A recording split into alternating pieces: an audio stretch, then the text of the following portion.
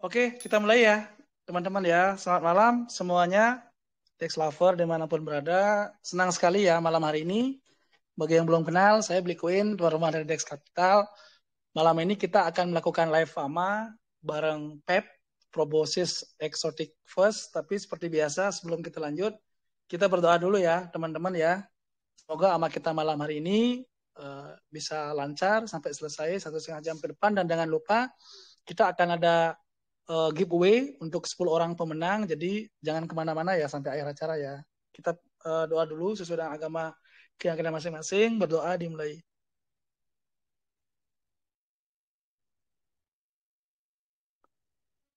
Doa selesai. Oke, malam ini kita akan berkenalan lebih jauh ya dengan Pep, Proboscis Exotic First. Ini salah satu project berbasis NFT ya teman-teman ya. Tapi mereka tidak mengeluarkan token, tapi pure NFT yang rencananya mau rilis di jaringan Aptos. Mungkin teman-teman yang holder Aptos sama yang mungkin sekarang lagi mencoba peruntungan di Aptos mungkin sudah tahu infonya ya. Nah, rencananya sih setelah sukses di Aptos nanti akan juga rilis di jaringan Ethereum. Nah, seperti apa konsep projectnya? Karena kita udah korasi juga sebelum Ama di sini. Ya, sejauh ini sih kita lihat projectnya memang bagus banget ya, karena dia memang benar-benar istilahnya dari proyeknya aja sudah menggambarkan karya anak bangsa gitu loh. Karena proyeknya kan itu dia mengambil terinspirasi dari monyet yang di Kalimantan namanya Proboscis, bekantan itu. Nah, seperti apa dan mudah-mudahan nanti dengan dibantu sama teman-teman juga bisa go internasional lah, bisa bersaing di global seperti itu. Langsung aja kita sapa untuk foundernya ada Bro Ron. Halo malam Bro Ron. Malam Bli, terima Ya, kasih. oke, mungkin Bro pertama sebelum presentasi dikenalkan dulu sama timnya siapa aja yang hadir. Silakan waktu dan tempat beli persilakan. Tapi sekali lagi teman-teman di perjalanan presentasi jangan lupa ya teman-teman kasih pertanyaan plus saran yang terbaik karena kita akan pilih 10 saran pertanyaan terbaik malam ini. Kita akan kasih giveaway yaitu berupa satu kaos eksklusif dari Proboscis. Kemudian ada 3 airdrop NFT-nya langsung. Kemudian ada nanti 6 whitelist untuk rilisnya. Oke, waktu udah dapat beli persilakan. Silakan Bro Ron. Terima kasih Bli, terima kasih Dex Lover buat waktunya semuanya. Sebelumnya perkenalkan saya Ron atau nickname-nya Greenman, salah satu founder dari Proboscis Exotic First. Di sini ada tim kami juga, ada Om Kitjo sebagai blockchain developernya, dan juga masih ada yang lain tapi masih menyusul nanti. Jadi singkatnya, aku izin share screen ya, sebentar, biar bisa sambil dilihat-lihat produknya kami.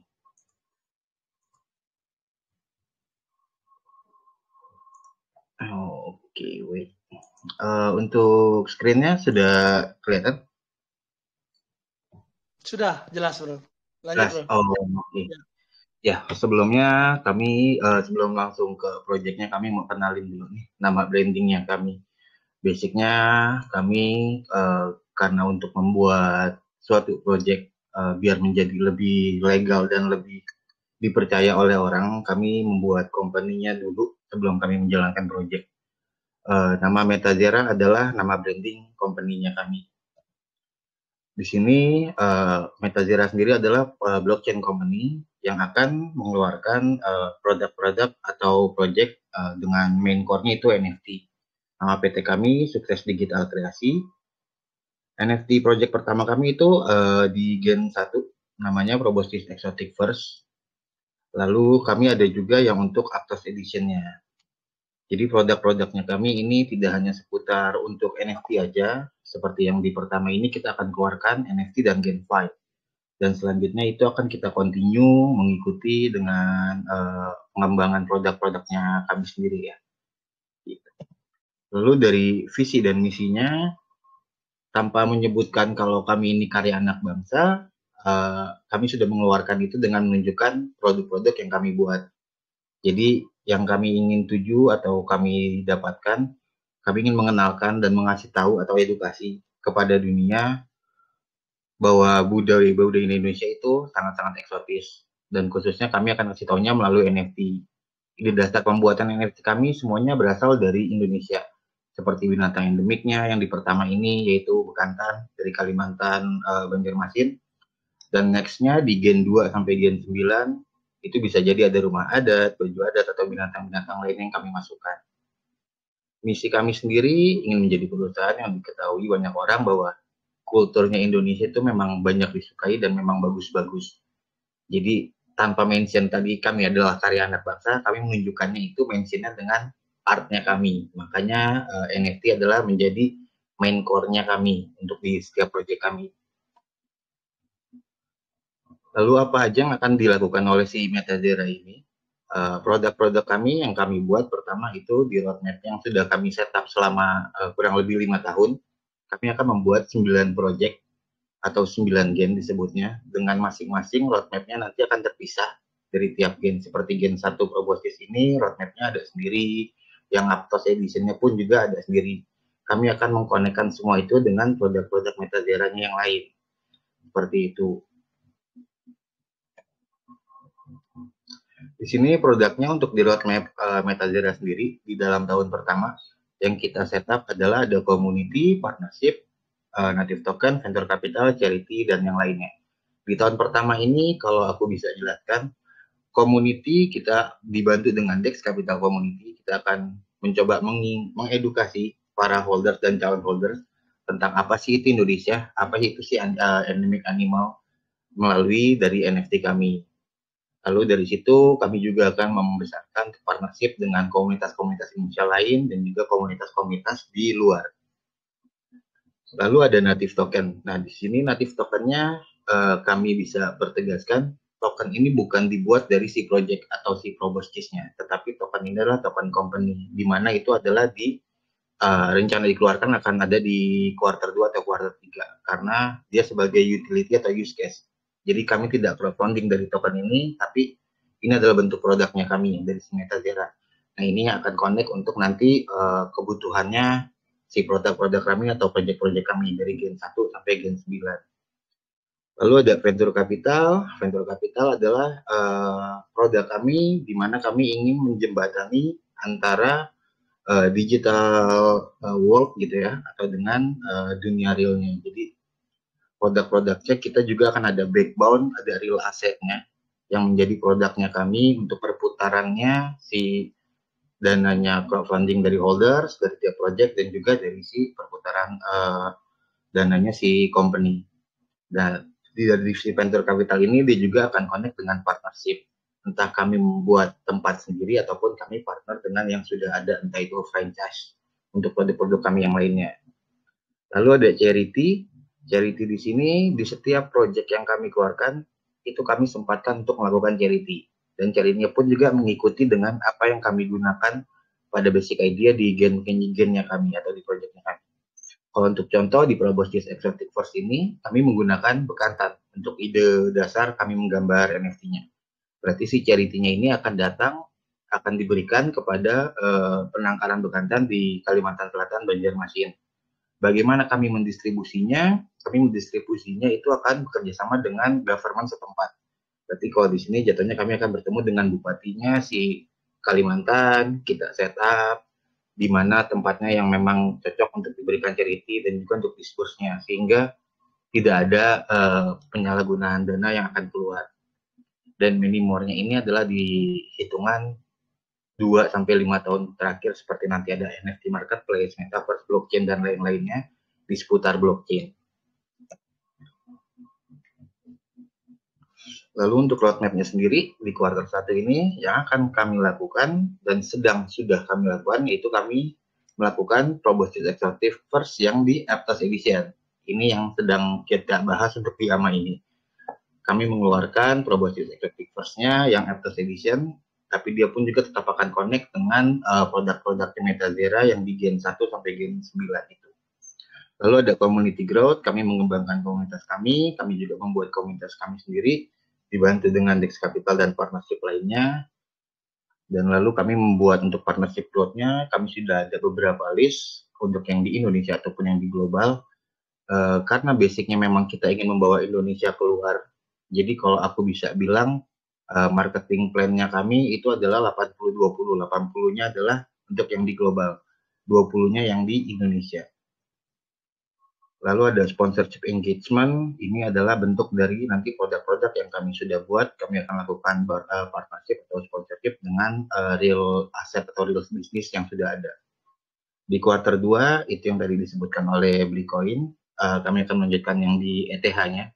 Jadi untuk yang Proboscis Exotic First-nya, ini jaringannya di ETH, dan itu akan lanjut untuk pre-sale batch-nya di kuartal 2. Nah, untuk yang sekarang kita jalankan ini di kuartal 1 adalah untuk yang di jaringan Aptos. Di kuartal 2 kami akan melanjutkan pengembangan community, partnership, lalu akan ada event dan gathering, acara-acara offline, lalu juga pembuatan produk yang real asset-nya. Lalu di sini ada Metazera Arena Development. Metazera Arena itu apa sih? Nanti aku jelaskan di next-nya. Lalu kuartal 3 kita melanjutkan menyelesaikan di Gen 1, lalu keluarlah si token yang kami rencanakan untuk jadi utility use case-nya, lalu pengembangan produk-produk lainnya, dan di kuartal 4 kita farewell di Gen 1-nya. Karena kalau dari kami setup untuk setiap gen itu kami akan menjalankan roadmap-nya 7-9 bulan. Jadi nanti akan ada launching di kuartal 4 adalah Gen 1-nya selesai, lalu keluarlah Gen 2. Itu akan berlanjut dari setiap Gen 1 sampai Gen 9, si NFT-nya ini mereka akan selalu connect beserta dengan utility atau use case-nya dari si produknya Metazera sendiri.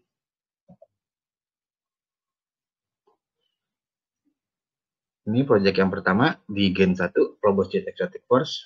Proboscis Exotic Force ini basicnya kita ada gambar, ada 5.400 supply-nya sendiri.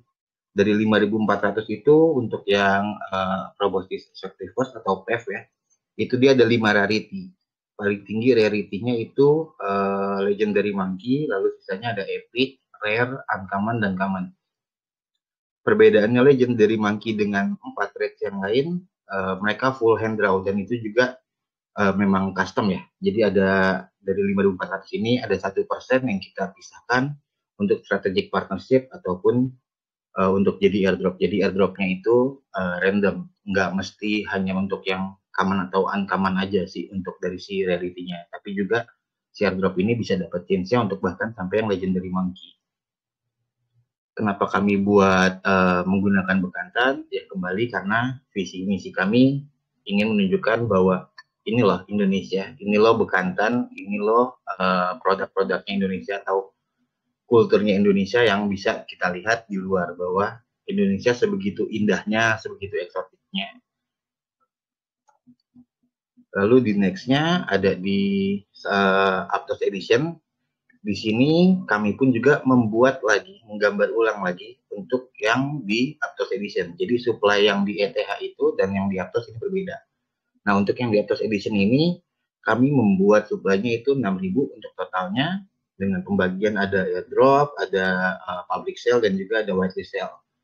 Nah, untuk utility atau use case-nya si Proboscis yang Aptos Edition ini pun juga akan connect dengan utility atau use case-nya si Metazera ataupun Gen 1 sampai Gen 9. Jadi kami memang sengaja membuat ini walaupun Aptos Edition tetap akan kami bawa untuk utility use case-nya continue mengikuti dengan produknya kita sendiri. Nah, bedanya untuk yang Aptos Edition ini, rarity-nya cuma ada 4. Dia cuma ada dari Rare, Epic, Uncommon, dan Common. Lalu di next-nya, tadi aku bilang, di Gen 1 ini kita mengeluarkan tidak cuma hanya NFT, tapi kita juga mengeluarkan game. Nah, game Metazera Arena, gamenya ini adalah namanya Metazera Arena. Kenapa namanya tidak mengikuti nama projectnya? Karena yang kami set up untuk si gamenya ini sendiri, game ini bisa dimainkan hingga sampai ke Gen 9. Jadi kita buat basic gamenya dengan pertama karakternya yaitu karakter Legendary Monkey-nya dari si Proboscis Exotic Force. Untuk pertama ini ada 54, supply-nya 1%. Genre gamenya sendiri ini adalah fighting up to 2 versus 2. Kalau kalian suka main game, mungkin pernah dengar namanya Brawlhalla. Kurang lebih seperti itu, cuman kalau Brawlhalla itu 1 versus 1, kita buatnya ini 2 versus 2. Dan kenapa kami buatnya juga genrenya fighting? Karena in future plan-nya semoga dilancarkan, kami akan bawa si Gamefly ini masuk ke dalam e-sport. Kurang lebih seperti itu.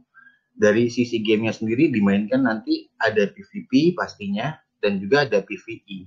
PvE jadi nanti seperti ada dungeon, kalian mengalahkan bos, lalu mendapatkan hadiah-hadiah in-game. Dan tadinya kita buat Metazera Arena ini adalah khusus untuk holders kami. Cuman kami rasa dengan seperti itu akan menutup community grow-nya kami. Karena hanya untuk holders saja. Jadi kami buka juga pun untuk public. Perbedaannya adalah holders akan mendapatkan benefit lebih banyak daripada public player yang memainkan game kami ini. Di nextnya ini ada bentuk resource, bagaimana kami bisa mendapatkan apa yang bisa kami berikan ke kalian dan juga reward ataupun juga kami mengembangkan produknya. Dari revenue model di sini bisa dilihat dari garis simpelnya kalau aku buat ya. Jadi dari crowdfunding NFT secara kami itu sudah kami pisahkan sendiri untuk pengembangan atau pembuatan si Metazera produk ini. Ya seperti produk-produk dalam real assetnya ataupun juga game-game berikutnya. Dari situ kita akan bisa mendapatkan revenue dan atau interest. Dari revenue interest per bulannya ini yang kami berikan kepada holders benefitnya. Benefit holders sendiri itu pun bermacam-macam ya.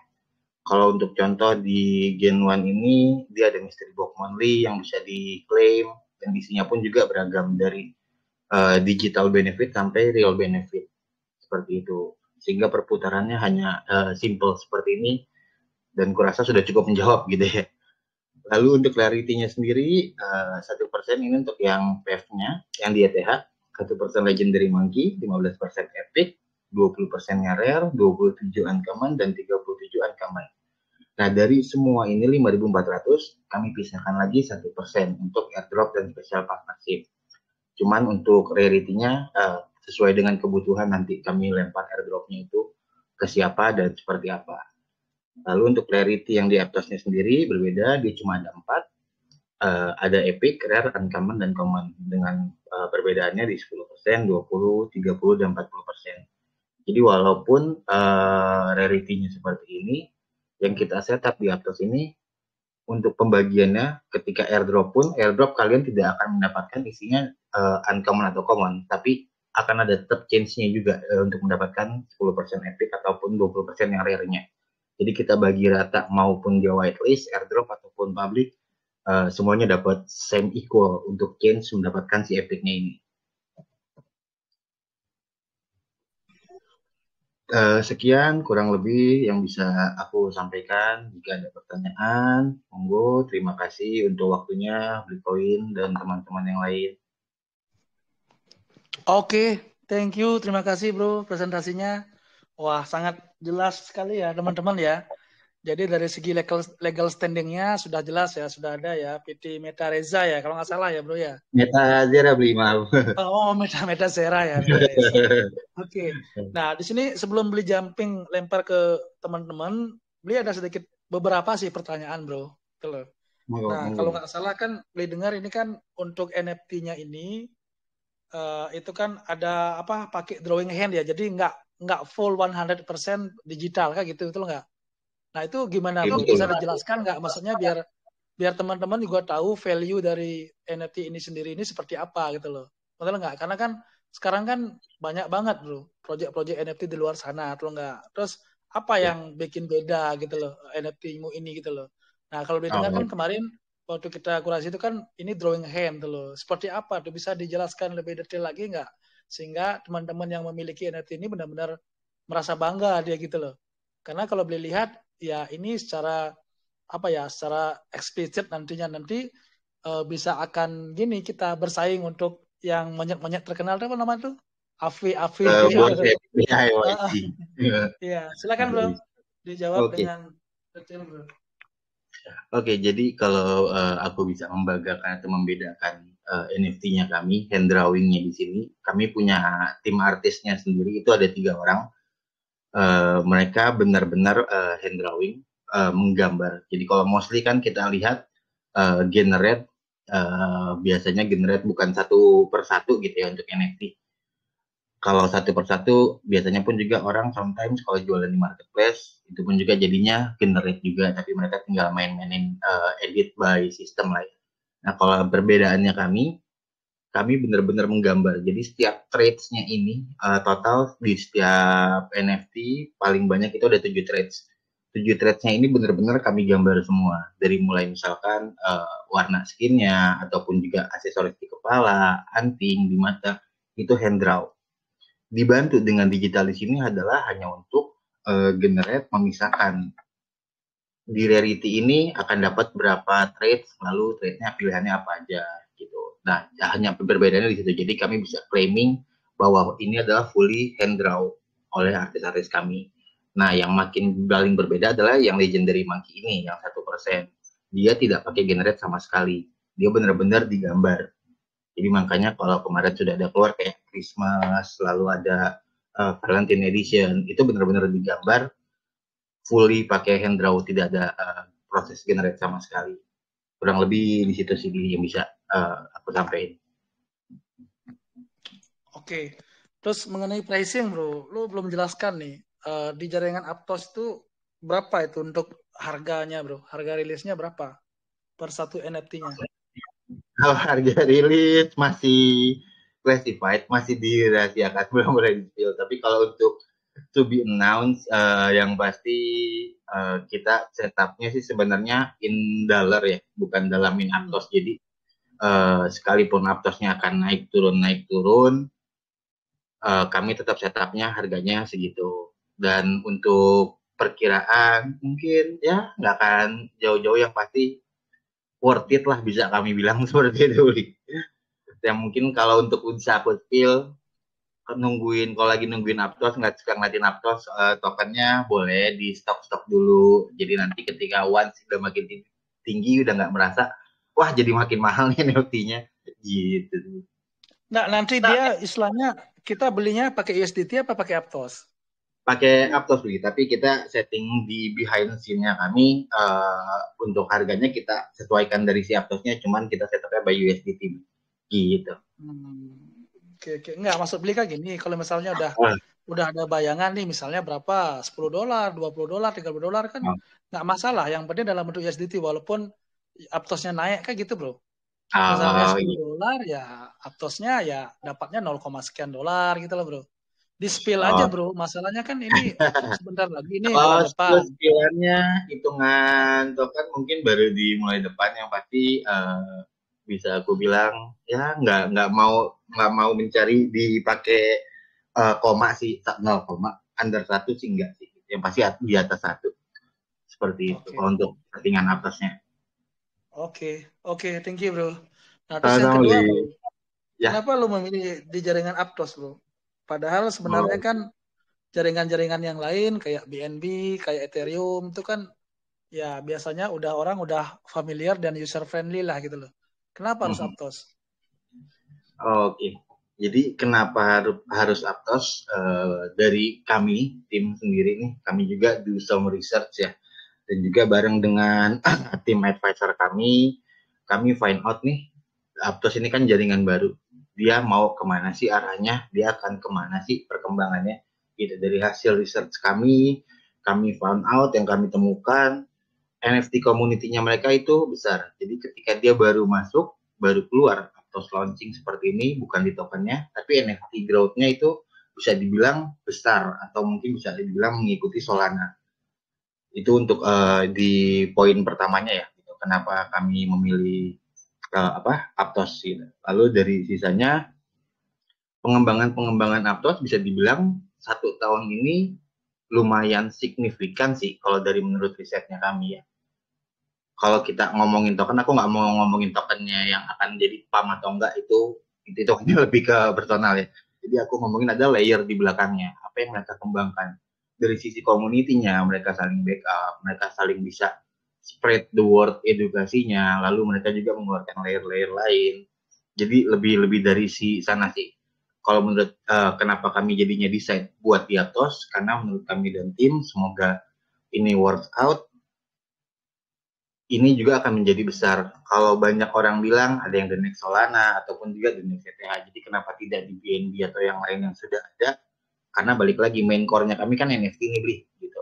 Nah si Aptos ini hadir baru dengan NFT community growth-nya yang besar, nongolnya di sana. Jadi lebih besarnya memang basicnya dari situ sih. karena memang NFT community-nya, karena produknya kami ya main core-nya si NFT ini gitu.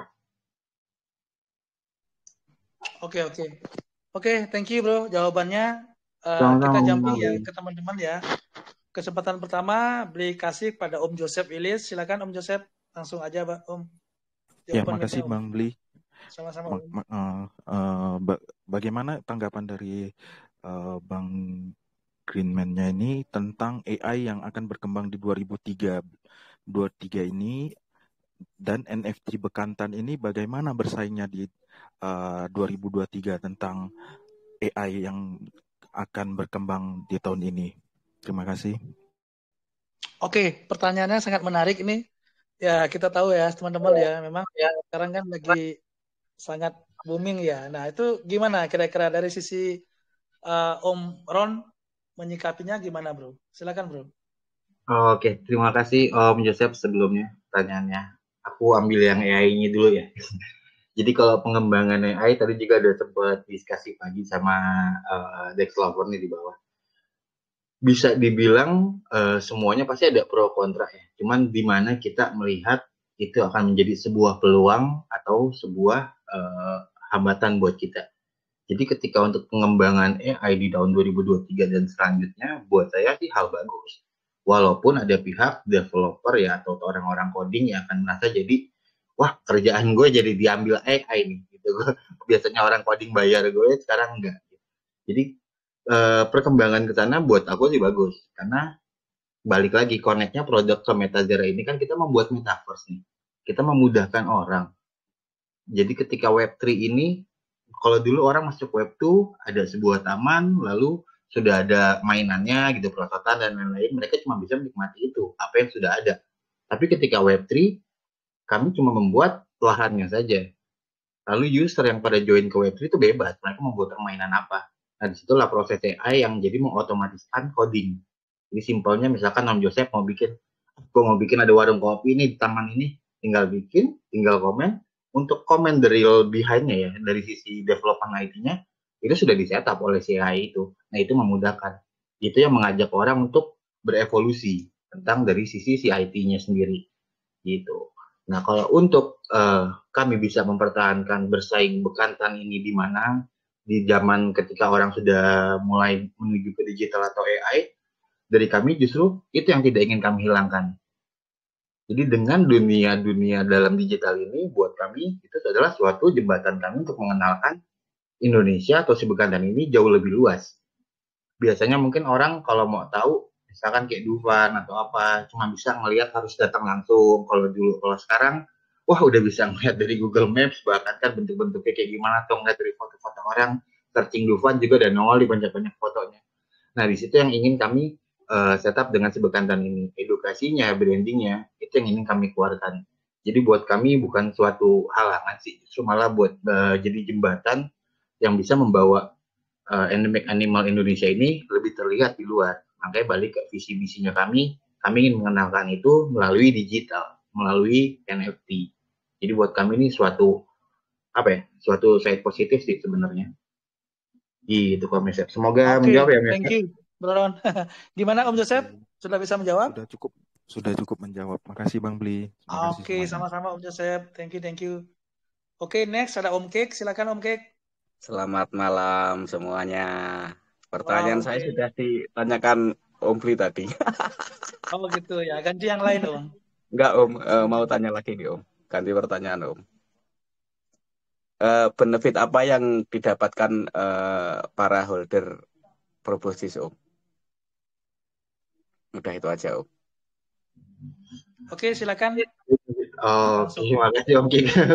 udah keduluan sama beli koin pertanyaannya. Oke, kalau untuk dari benefit, yang tadi aku mention, benefitnya di Proboscis Exotic First ini, dia ada mystery box yang bisa diklik. Mystery box-nya itu berisinya macam-macam. Isinya macam-macam adalah produk-produk dari si Metazera sendiri.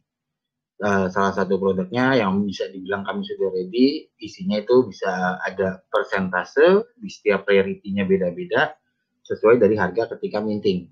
Itu yang pertama. Lalu di next-nya kita ada produk-produk lain yang akan mengikuti. Jadi isi di dalam mystery box ini itu yang akan berkembang atau berevolusi. Jadi nggak semerta-merta cuma satu macam aja nih isinya di mystery box, tapi enggak, itu macam-macam. Makanya di website kami, di white paper juga sudah ada update, kami sudah mention di sana akan ada various reward yang bisa didapatkan setiap bulan. Itu yang bisa kami bilang benefit utamanya ya. Lalu yang kedua ada yang kedua itu bisa kami sudah ada setup untuk IP-nya sendiri. Jadi sebagai kalau bisa bilang perusahaan kan sudah buat legalitas nih. Nah kalau untuk NFT kita pun juga bisa membuat legalitasnya. Jadinya jatuhnya ke membership.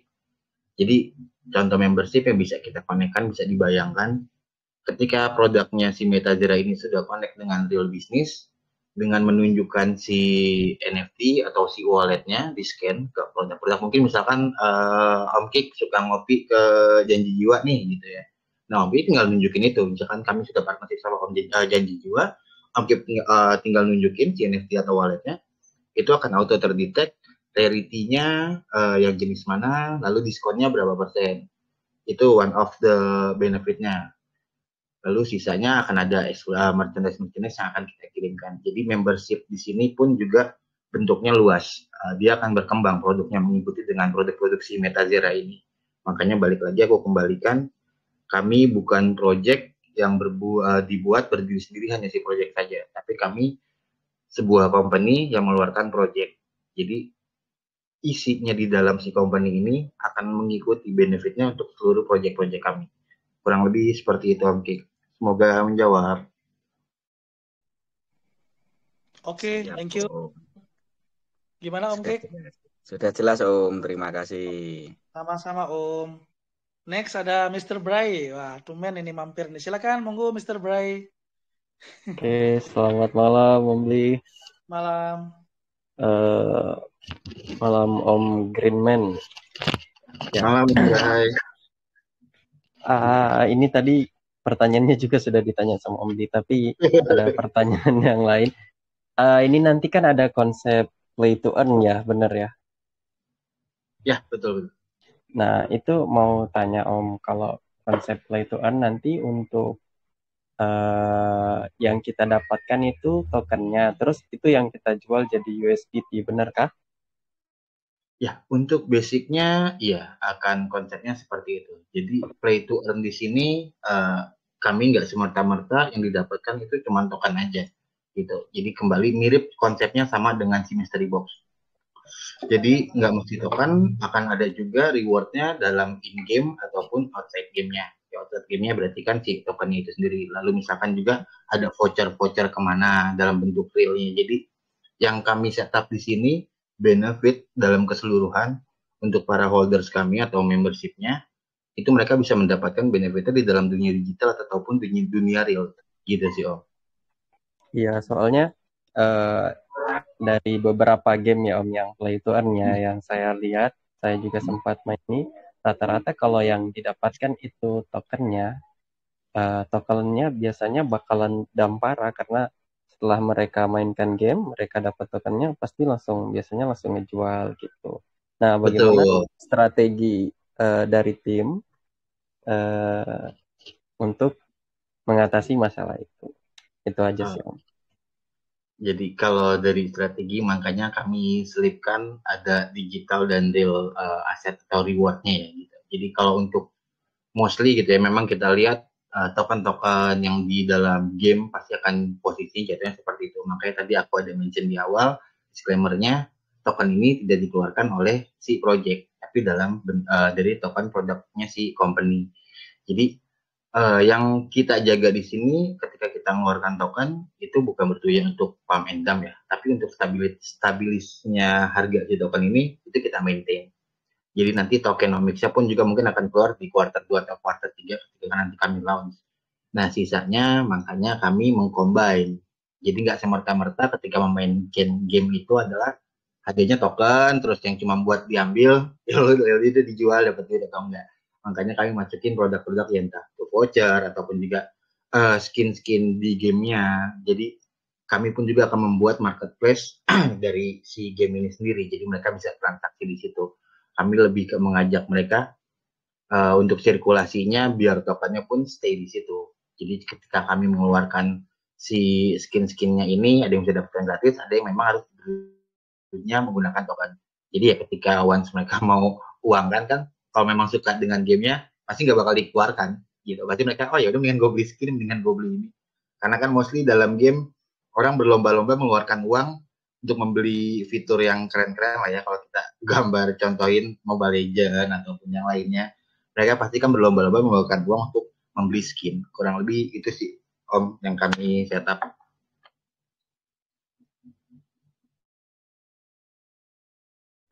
Oke, makasih jawabannya Om. Saya rasa Semoga terjawabkan ya Om. Oke, Mr. Bray, sebelum gini ada saran nggak bro dari Mr. Bray? Kalau saran sih belum ya. Kalau sarannya sih tadi udah terbaik ya.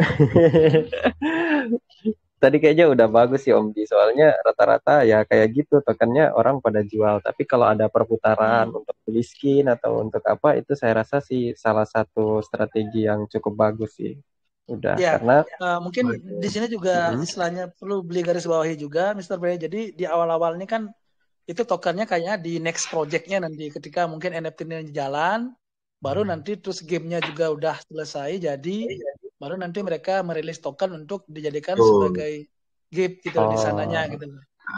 Jadi untuk saat ini mereka nggak diberikan token sehingga tidak memikirkan pump and down-nya gitu loh.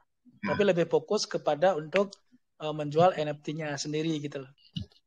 Gitu. Kurang lebih Oke, siap Om. Oke. Thank you, makasih Mr. Bray. Oke, next ada siapa nih?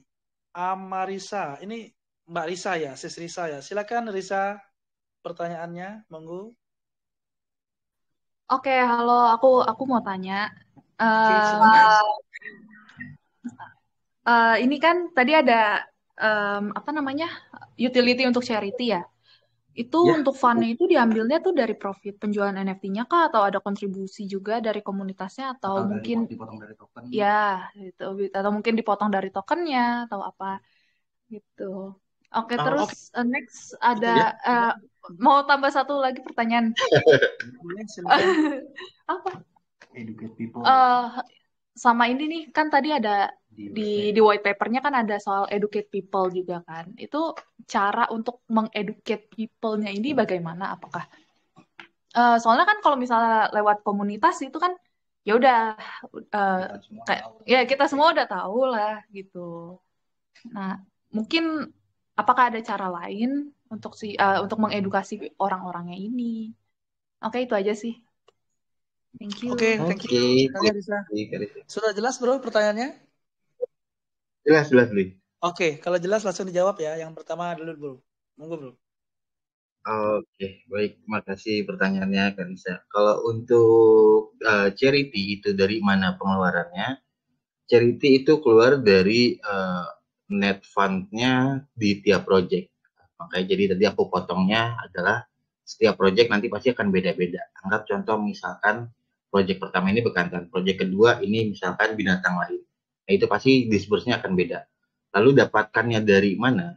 Didapatkannya itu dari si project-nya. Jadi sebagai bentuk kami menggunakan binatang ini untuk kami melakukan crowdfunding dan juga sebagai dilakukan penjualan dan juga diputarkan gitu ya untuk pengembangan kami. Nah dari situ kami pun juga ingin membagi kepada mereka yang ide basic idenya si bekantan ini sudah kami gunakan. Jadi awalnya bentuknya charity-nya seperti itu. Jadi source-nya akan keluar dari sekian persen dari si project atau revenue-nya si project kami. Kurang lebih seperti itu. Kalau untuk dari token atau gamenya yang lain, selama itu tidak masuknya gini, tidak dalam konsep penjualannya si bekantan ini, itu tidak kita ambil, tidak sisihkan untuk revenue-nya. Jadi memang mostly hanya dari si project-nya. Dan kalaupun dari si gamenya ini kami pun juga mendapatkan revenue, dari game akan kami keluarkan, karena balik lagi, si game ini pertama kan juga ada bekantannya. Jadi di mana ada bentuk yang kita gunakan realnya, itu pasti akan kita sisihkan untuk si charity itu. Itu untuk yang pertama ya. Lalu untuk yang kedua, tadi apa? Sorry, maaf, boleh diulang? Katanya jelas, educate people. Gimana caranya mengedukasi? Lo ada punya strategi Itu anu dia. nggak? Oke. Iya, kalau kebetulan mungkin. Jadi kalau educate people, memang dari komunitas pasti semuanya orang yang sudah tahu, gitu. Itu sangat-sangat benar. Jadi kalau dari target marketnya kami sendiri, yang sudah kami set up untuk marketingnya plan kami dan roadmap marketingnya, kami tidak mengincar hanya untuk orang-orang yang sudah mengetahui blockchain. Justru kami pun juga mengajak orang-orang yang belum kenal blockchain. Kalau aku boleh kasih contoh, hal simpelnya paling kecil gitu ya, dari circle-nya aku sendiri gitu ya. Aku ngasih tahu kakakku, aku ngasih tahu teman-temanku, saudara-saudaraku bahwa ini loh blockchain, ini loh seperti ini, seperti ini. Kalau mau belajar, ayo nih join nih ke Dex Capital, di situ banyak sharing-sharing. Join nih ke sini. Jadi kita akan spread-nya ke sana sih. Jadi komunitas ini adalah membantu kami ketika kami nanti misalkan ada jalan ke daerah Surabaya, daerah Bali, daerah mana, mereka kan pasti punya tempat-tempat tersendiri nih gitu. Mereka pasti punya komunitas sendiri. Nah, bisa kita held event yang akan mengajak orang-orang justru yang belum tahu tentang blockchain. Jadi memang target marketnya ke sana sih. Jadi nggak fully untuk orang-orang yang cuman tahu kripto. Nah, kenapa kami bisa pede mengincar orang yang belum kenal kripto? Ya balik lagi, visi misi kami yang kami bawa adalah si bekantannya nih. Gitu. Jadi yang kami kenalkan adalah ini bekantannya seperti ini, endemiknya seperti ini. Kalau memang kalian mau support, kalian bisa supportnya melalui blockchain. Blockchain itu apa sih? Blockchain itu seperti ini. Kami rubah bekantannya, kami poles, kami gambar, kami jadikan art. Artnya ini namanya NFT. NFT itu seperti ini loh. Kurang lebih seperti itu sih cara kami mengedukasinya. Yes, menarik ya, bro ya. Gimana Sis Risa? Ada yang belum jelas? Atau mungkin ada pertanyaan lanjutan? Monggo. Udah, sepertinya itu aja. Oke, thank you Itu aja ya. Ada saran nggak buat proposis? Saran apa ya? Apa aja? Kayaknya Freedom. Next time deh, ntar aku kasih saran. Oke. Terima kasih. Oke, makasih ya. Belum Pertanyaannya kepikiran nih. Oke. Thank you. Thank you. Oke. Yo. Next ada siapa nih? Om Jawa, Double Tree. Monggo, Om Jawa. Masih di sini kah orangnya? Halo. Oh ya, silakan Om. Halo. Ya. Selamat malam Om. Malam. Ini aku mau baru sih soalnya di kripto ya. Aku mau nanya NFT-nya itu utility-nya apa saja sih yang ada di dalam project itu semuanya, beserta liquidity-nya seperti apa? Dan satu lagi ini sih bisa nggak kita NFT itu kita stake biar dapat pendapatan pasif gitu. Itu aja sih Om. Oke, thank you pertanyaannya. Silakan bro, langsung aja bro. Rasa udah jelas. Om Jaus, kalau untuk utility use case-nya yang kami buat itu ada benefit monthly-nya Om yang bisa didapatkan atau bisa diklaim. Lalu furthernya liquidity-nya ini mungkin sama seperti ketika tadi aku sebutin tentang IP membership ya. Jadi dari setiap bekantan ini pun juga sebagai kartu member ataupun identitas. Setiap NFT-nya masing-masing sendiri itu pun jadi suatu IP ya identity. Jadi kita bisa bilang membership. Jadi di mana nanti produknya kami si Metazara ini ketika bekerja sama dengan tempat-tempat lain seperti franchise di real asset ataupun dalam dunia digital, karena kalian sebagai holdersnya kami, kalian bisa mendapatkan entah itu diskon ataupun special benefit dari tempat yang sama. Ketika misalkan produk itu mengeluarkan merch yang ada bareng dengan kami, kalian pun juga bisa mendapatkan itu atau mendapatkan diskonnya. Kurang lebih seperti itu. Lalu kalau untuk NFT-nya di stake, untuk saat ini kami belum setup ke sana. Kami lebih ke mengajak untuk menggunakan si GameFi-nya ini. Jadi dari si NFT-nya si Om ini akan dapat benefit spesial di dalam gamenya kami. Kami ngajaknya lebih ke sana. Nah dari si game itu yang bisa mendapatkan passive income sih sebenarnya Om untuk setupnya. Jadi bukan dari NFT-nya yang di staking, tapi dikonekin ke si gamenya. Gamenya kami saat ini masih kami setupnya untuk di web base karena untuk menuju ke si e-sport juga memang lebih kompatibel dan lebih mudah kita setup dari sisi development itu di web base sih Om. Kurang lebih seperti itu Om. Semoga menjawab Om. Oke, thank you Bro. Dirasa udah jelas ya Bro Jawa ya. Siap. Oke, thank you Bro. Next ada masuk Mas Eko. Ada Om Eko, monggo Om Eko. Oh, bentar saya minum dulu. Oke, silakan. Wah, Ini Mas Eko habis dari Bandung ya katanya ya? Iya, dari Bandung kemarin. Oh, oke. Silakan Om Eko. Selamat malam semuanya buat Malam. teman-teman di D Capital dan saya nyebutnya apa nih? Project sekarang boleh Ron, boleh Green. Aman Om. Ya. Ini mungkin agak teknikal dan memang pasti banyak pertanyaan seperti ini. Apa jaminan proyek ini akan berlanjut dan tidak mandek seperti all projectnya gitu? Itu aja sih. Itu pertanyaan paling mendasar gitu biar meyakinkan calon investor atau calon pembelinya itu. Itu aja. Terima kasih. Terima kasih Om Eko.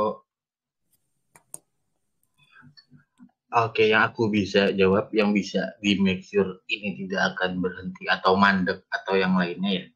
Jadi sebelum kami juga menjalankan ini ulang, kami banyak discuss dari si timnya sendiri dan juga advice dibantu dengan dari Dex Capital Community. Jadi yang bisa kami yakinkan di sini, ini tidak akan mandek, amit-amit gitu ya, ataupun akan selalu continue. That's why kenapa kami buat si legalitasnya. Sebagai bentuk untuk gaining trust-nya kami. Kami sudah setup legalitas, kami sudah docs juga, di situ bisa dilihat siapa-siapanya kami. Karena basicnya sebenarnya kami semua orang-orang yang behind the scene. Kami tidak pernah nongol ke permukaan, tapi kalau ditanya siapa saya, orang nggak akan kenal sama saya. Tapi ketika orang nanya siapa kami, apa yang sudah kami buat, aku dan tim, kami bisa jabarkan apa saja prestasi kami yang sudah kami buat. Jadi balik lagi mau melihat di siapa sayanya atau siapa yang sudah kami buat. Lebih ke sana. Lalu untuk setupnya sendiri, walaupun ada kemarin hitungan yang mundur-mundur, kami pun juga tetap selalu melakukan atau mempersiapkan plan B, plan C, di mana ketika ada satu plan A ini tidak berjalan mulus nih. Gitu. Dari sisi bisnis, aku bisa claiming, aku juga bisnis konsultan, jadi aku memang sudah benar-benar sangat setup itu semua gimana sistem kerjanya kita akan memutarkan uang, kita akan berjalan seperti ini dari sisi marketingnya. Itu sih Om yang bisa aku claiming. Persiapan kami dari sisi teknis, material, semuanya sudah kami setup dengan ada tambahan plan B, plan C, bahkan sampai plan D sudah kami buat. Jadi ketika ini tidak dapat, oke, kita langsung kejar ke plan B-nya. Seperti itu sih Om, karena memang basicnya semuanya kan butuh trust nih, apalagi ada isu di sebelumnya mandek atau yang lain-lainnya project yang nyangkut atau seperti ini. Nah itu yang sudah jadi apa ya, memang poin plusnya atau poin utamanya buat kami, gimana sih cara kami menanggulangi itu, gimana sih cara kami melawan itu untuk force majornya. Gitu sih Om yang bisa aku sampaikan.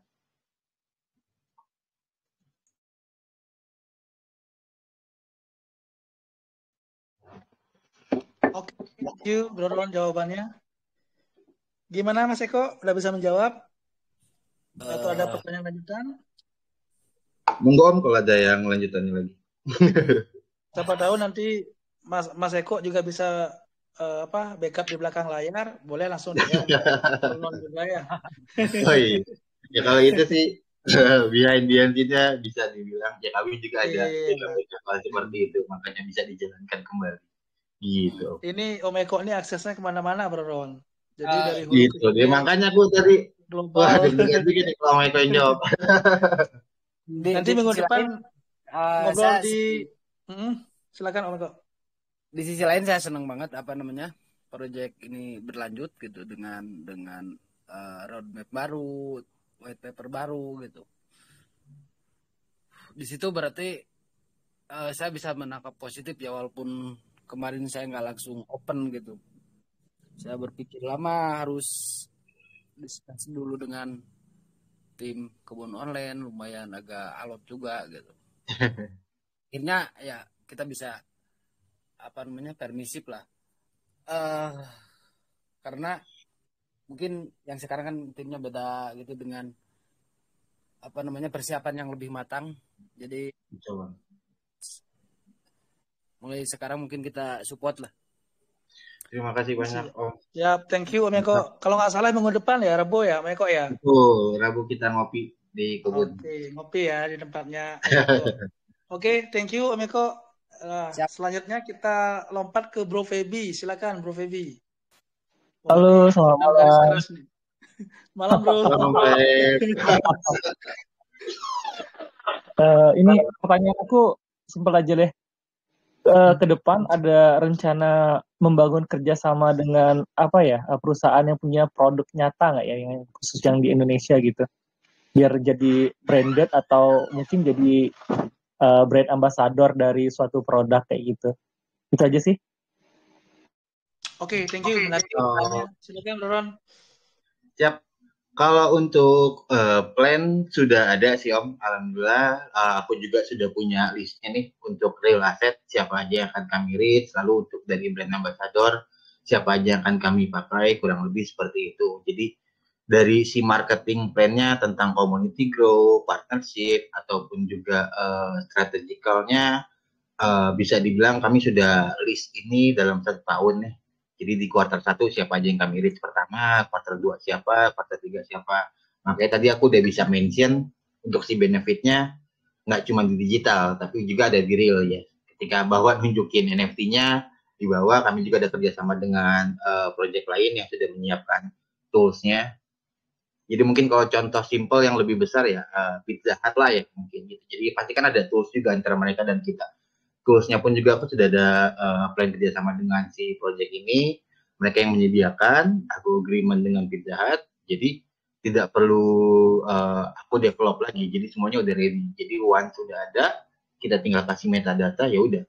Om Feb belanja di Pizza Hut gitu ya, nunjukin NFT atau walletnya, ya udah. Ping keluar diskonnya. Wah, NFT-nya rarity ini nih, diskonnya dapatnya segini. Seperti itu Om.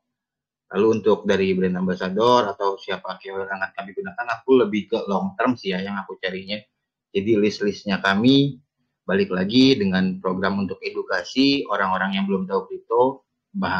List kami kebanyakan justru jadinya 70-30 sih. 70 itu yang justru memang belum aware dengan kripto. Jadi sebuah bentuk buat mereka juga, wah gue juga baru tahu kripto nih, gue juga baru tahu ke blockchain nih, ayo dong lo yang lain ikut gitu. Dan 30-nya adalah orang yang memang sudah mengenal dunia blockchain.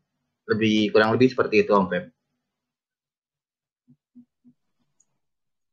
Oke. Saya gini, kan gambarnya banyak nih.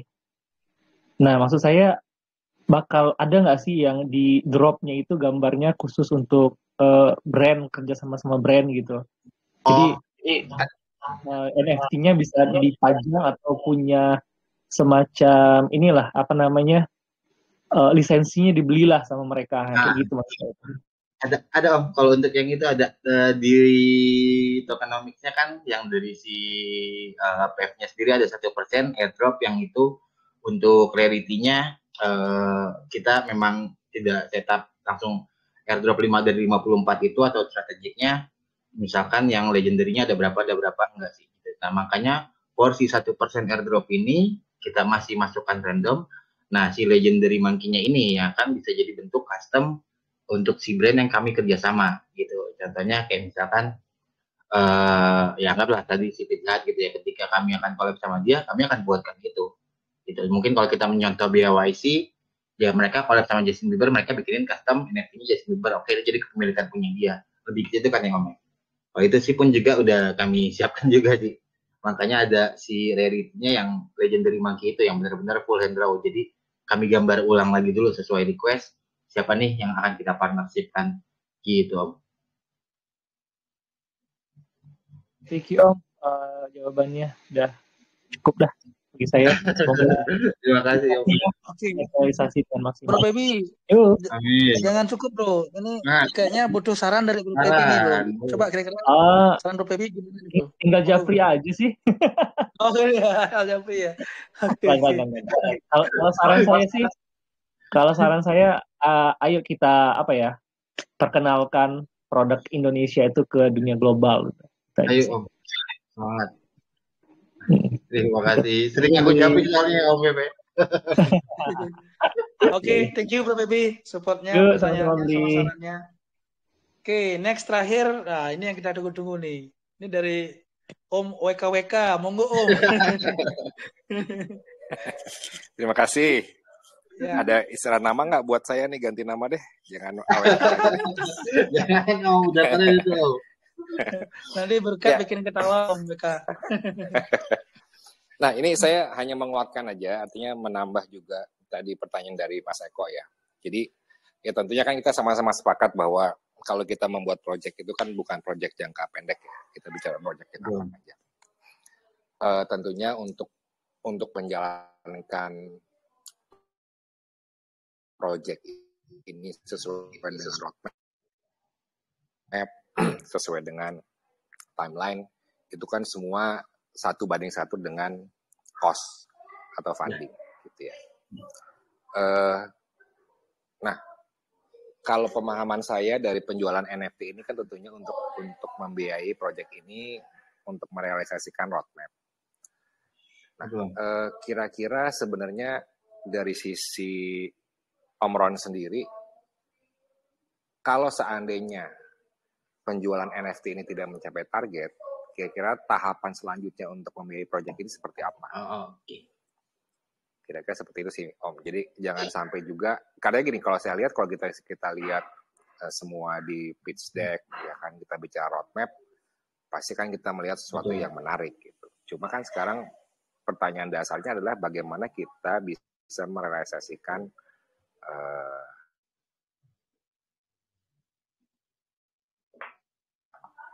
roadmap itu kan. Gitu. Nah itu kan semua berbanding lurus dengan pembiayaan. Gitu. Kira-kira seperti itu sih. Supaya artinya ini juga sebagai apa ya? Supaya kita juga jangan sampai kejadian kayak kemarin lagi gitu. Mandek Iya. Siap, terima kasih. Oke, jadi kalau aku tambahin juga jawaban ke Om Eko, memang belum berhasil. Jadi basicnya kenapa juga aku mau menjalankan ini dan tim menjalankan ini, menghidupkan kembali. Memang di sini kami tidak ingin start dengan crowdfunding ulang cara seperti yang sebelumnya gitu, atau mostly si project lakukan gitu. Jadi untuk funding atau investment atau investor sendiri kami ada gitu. Jadi makanya ketika pas kita brainstorm di awal, mau nggak nih kita jalankan seperti ini dia, dengan note-nya pun juga ya memang seperti itu, ada backing atau ada setupnya, ya kita tidak perlu mencari dari orang lagi atau calon holder baru lagi, karena kan amit-amit gitu ya, seperti tadi Om Aweka bilang tidak mencapai targetnya lalu jadinya stagnan gitu ya. Nah jadi kalau aku bisa bilang funding itu justru malah kami cari dari awal dulu gitu, sebelum kami menjalankan ini. Jika memang itu sudah ada, oke, baru kami jalankan. Jadi dari sisi singkatnya bisa kami bilang kami juga sudah ada fundingnya untuk hal tersebut, karena memang purpose-nya untuk si crowdfunding dari NFT ini adalah ya biasakan purpose untuk perpanjangannya, karena ketika kami menjalankan ini kan pasti butuh cost juga nih di awalnya gitu. Nah cost ini kan kami tidak do the crowdfunding duluan, makanya prosesnya ini 1-3 bulan di kuartal 1 ini terakhir itu baru akan kami launch. Nah di situ ya, dan yang kami keluarkan atau kami jalankan dari sini ya dari funding source-nya kami sih Om, kurang lebih seperti itu Om. Oke, berarti kan sekarang dari sisi PEV ini sudah ada angel investornya ya. Nah pertanyaan saya adalah angel investor ini itu dialokasikan untuk berapa lama kekuatan fundingnya? Kalau yang dari aku setup dan tawarkan itu bahkan sampai kelar 1 gen sih Om. Jadi bahasa ngomong kasarnya gitu ya. Di misalkan dalam 1 gen ini kan untuk yang Apus Edition kita launchingnya semua sekaligus. Lalu untuk yang di ETH-nya itu kan kita bagi per batch gitu. Jadi sampai berapa lamanya ya sampai si batch-nya hitungannya yang di ETH itu selesai itu Om. Gitu. Berarti gen 1-nya 9 bulan ya? Ya. Jadi kurang lebih di 7 sampai 9 bulan. Memang dari si forecast-nya juga yang aku lempar ke sana di 9 bulan sih. Gitu. Oke, good. Ya maksudnya biar teman-teman juga paham bahwa dari pihak harapan saya sih memang dari ini tadi sudah disampaikan di depan sih, karena kan ini kan kita ngebangun trust. Artinya kalau saya rasa masalah legalitas ya itu sudah keharusan lah. Kalau kita mau bikin bisnis ya harus yang benar lah kan gitu. Itu yang pertama. Yang kedua juga dari sisi founder dan timnya juga harus ya sebuat saya sih prinsip anonymous itu kalau mau bikin bisnis sudah nggak ada gitu. Jadi memang harus benar harus keluar lah gitu. Nah yang ketiga kan paling penting masalah funding gitu. Nah ini mudah-mudahan juga teman-teman juga paham bahwa dari PIV sendiri juga timnya sudah menyiapkan Angel Investa ini kekuatan fundingnya sudah dialokasikan untuk 9 bulan operation. Nah itu yang juga penting. Gitu. Nah, paling tidak kan di luar crowdfunding itu PIV ini sudah punya nafas paling tidak untuk 9 bulan pertama gitu. Betul, kurang lebih seperti itu. Sip, mantap lah kalau gitu. Om Ron. Terima kasih, Om WK. Username-nya masih TPBC official loh di saya. Oh, itu karena Om namainnya diedit dulu berarti Om. Salah ya? Iya. Kalau nggak dilihat kontak lagi pasti berubah tuh jadi Greenman. Oke. Siap. Ya udah sukses deh kalau gitu. Terima kasih Om WK. Game-nya kapan tadi? Oh ya. Oh, kalau gamenya development-nya mulainya di quarter 2 bareng sama yang dia. Soalnya kan develop game juga.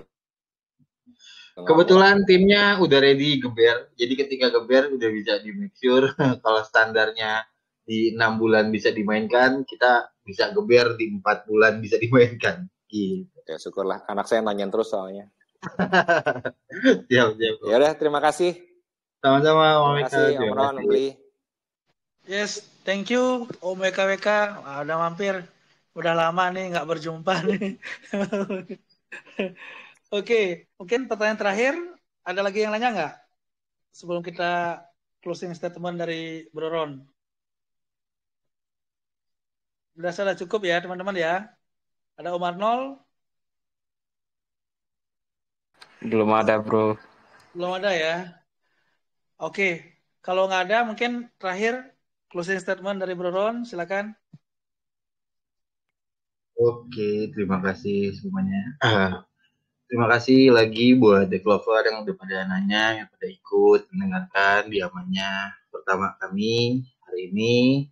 Semoga apa yang sudah dijelaskan tadi bisa membantu untuk menjelaskan juga gimana nantinya nextnya kalian bisa ikut support si project kami. Balik lagi, kami tidak mau mention kami produk anak bangsa, tapi tanpa mention itu dengan bentuk NFT-nya kami, itulah si Indonesia ini. Gitu. Jadi kami lebih mengajaknya, supportnya, jika memang bahasa anak sekarangnya Garuda di dadaku, yaitu yang kami tonjolkan. Jadi mari kita bisa sama-sama saling support, sebenar-benarnya support, untuk mengenalkan Indonesia ke dunia global melalui digital, khususnya NFT. Kurang lebih itu aja. Jangan lupa untuk join ke grup-grupnya kami. Akan masih ada event-event selanjutnya. Sampai nanti yang Aptos Edition-nya kita launch mintingnya. Gitu aja, Bli. Terima kasih banyak buat semuanya. Oke, thank you. Terima kasih, Bro Ron. Makasih juga buat teman-teman yang sudah kasih pertanyaan, kasih saran malam ini. Dengan demikian, berakhir juga rangkaian AMA kita dengan Feb Proboscis Exotis First ya. Agak-agak juga nyebutnya. Ya malam ini ya, jadi saya Blikoin Tuan Rumah Dex Capital. Mohon maaf kalau ada hal yang kurang berkenan. Sampai jumpa di ama-ama berikutnya. Thank you, selamat malam semuanya. Selamat malam, terima kasih. Malam.